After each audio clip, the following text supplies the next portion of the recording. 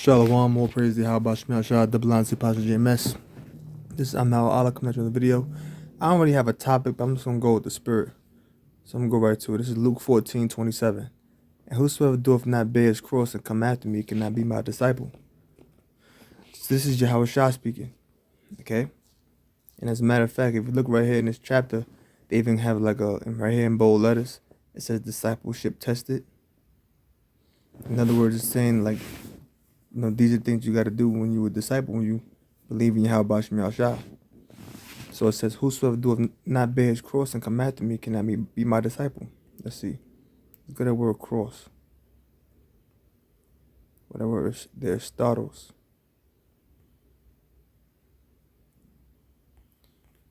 Doesn't give much of anything here.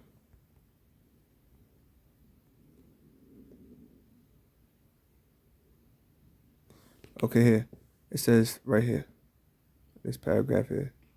It says the judicial custom by which the condemned person carried his stake to the place of execution was applied by the Lord to those sufferings by which his faithful followers were to express their fellowship with him. So see, it says, so it's a judicial custom. So when a condemned person would carry his stake or his cross to the place where they'll be executed. And it's applied to those, to the sufferings that the faithful followers would express their fellowship with him. So that's what those crosses represent. So when you're in the truth, you gotta, you gotta bear the Lord's cross. Okay? Like you gotta some examples. You're gonna sacrifice time doing the things that you want to do. You're gonna sacrifice doing things that you want to do. Sometimes you're gonna have to miss work to come out to camp. That's less money you're gonna make. Sometimes you're gonna have to spend time not being around your kids. You might lose a job because when you come into the truth, what happens? You catch hell. That's part of being in the truth. You might get fired from your job. You might get laid off. You know what I'm saying? You might run into a lot of money and then out of nowhere a bunch of financial situations come up. And then you gotta deal with that. You probably saved a bunch of money and then something happened with your car. Now you gotta spend $1,700 on a new catalytic converter and for the labor. And then 2 months later, you got a leak in your gas tank. And it's a big hole. And that costs, $600 to fix or to get a new one. Just throwing out a number. Things like that happen. You might get a new job that pays you a lot of money. Amount of money you're comfortable with. But it's real far away. You got to be there at 6. It takes an hour and a half to get there. So you try to be at the house by try to give yourself at least 2 hours. And you still end up getting there late. But you get there on time for some months.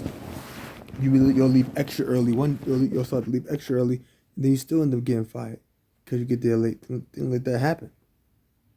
Okay? Let's see,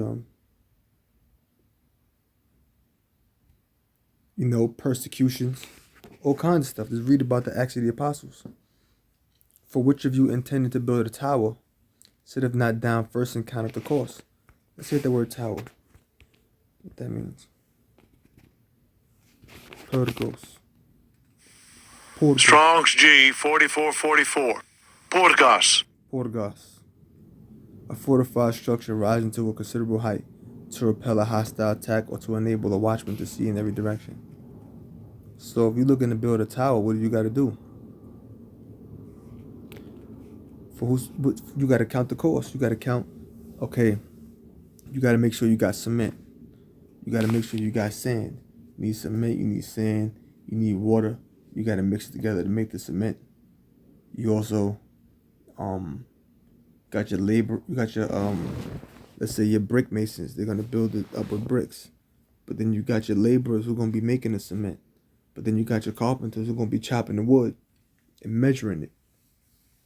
And you got to count how much the cement going to cost, how much the sand going to cost, how much is it going to cost for the wood, and then how much you're going to pay all of these people. You got to count the cost, because if you don't count the cost of how much it's going to cost, then guess what?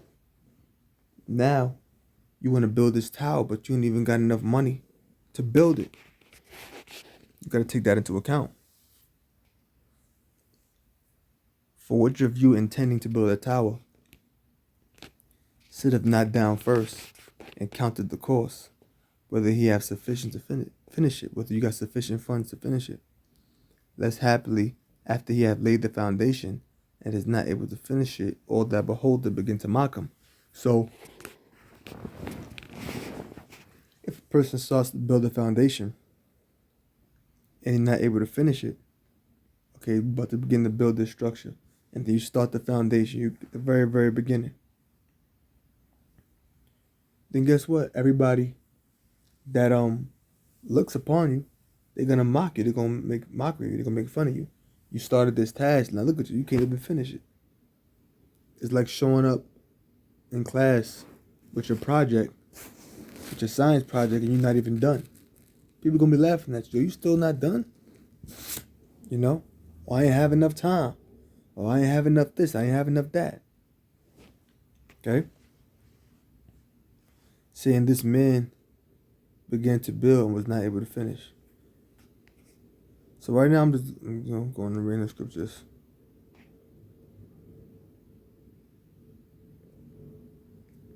Let's see.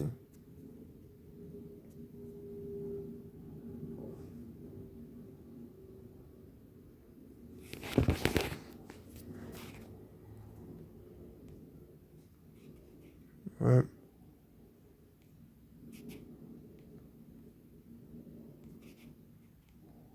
All right.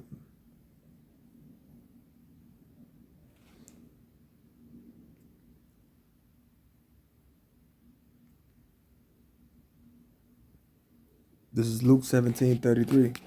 Whosoever shall seek to save his life shall lose it, and whosoever shall lose his life shall preserve it. So whosoever gonna seeks their life shall lose it. In other words, if you're seeking a life in this world, the world represents a thing that's fleeting. They're here 1 minute, going the next. They're hollow, meaning they're empty. They're frail, meaning they're weak. Whosoever shall seek to save his life shall lose it. So if you're seeking those things, you're gonna lose it. You're looking to be to be viewed in a prestigious light in the society. You want to delve into all the things in the society in which the world pedestalizes and holds in great value. You want to be a superstar in this world. You know, you want to club and party all the time. Those are things of the world, because that's fleeting. That's here 1 minute, going to the next. That stuff just lasts for a moment, but the kingdom of heaven is eternal. Whosoever shall lose his life shall preserve it. So when you lose your life, you give up those things. I'm not worried about none of that. That's none of my concern. I don't care about getting involved in that. That's losing your life. Because those people, they're seeking to save their lives, meaning they're seeking to be a part of this world. You're losing your life. Therefore, you're abstaining from those things. Losing your life is going to cause you to preserve your life. Why? Because you're going to be preserved until the end and be delivered. So that's what you're supposed to do. But you got to know yourself. You got to know how you conduct yourself when brother's not around. When there's nobody to check you.